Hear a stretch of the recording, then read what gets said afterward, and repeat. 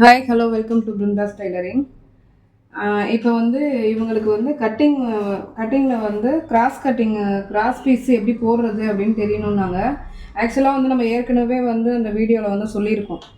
இந்த இந்த ஏரியாவில் எடுத்துக்கிட்டோம் அப்படின்னு சொன்னாக்கா இது வந்து நேர் கட்டிங், நேராக போடுற பீஸு. இதில் வந்து நம்ம இழுவை கொடுக்காது. ஓகேவா? இதில் வந்து கிராஸ் பீஸுக்கு வந்து இழுவை கொடுக்கும்.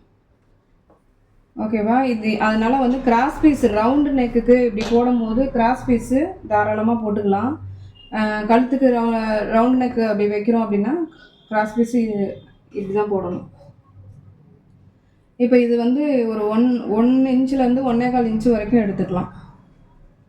ஓகேவா? ஓகே. இது வந்து இப்போ நான் வந்து ஒரு 1 இன்ச்சுக்கு கூட எடுத்திருக்கேன்.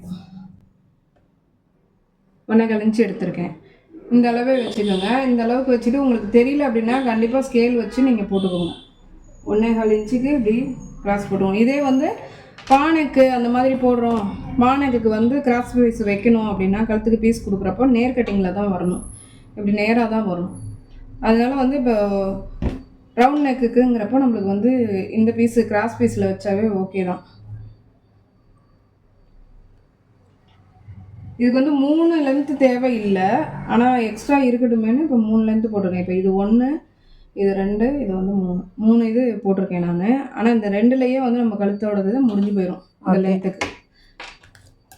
அதனால வந்து நீங்கள் என்ன பண்ணுறீங்கன்னா இதே மாதிரி கிராஸ் பீஸில் போட்டு நீங்கள் ரவுண்ட் நெக்குக்கு கிராஸ் பீஸ் போட்டு எடுத்துக்கணும். அங்கே அட்டாச் பண்ணுறப்ப நான் வந்து அதை காட்டுறேன் எப்படி அட்டாச் பண்ணணுங்கிற. ஓகே.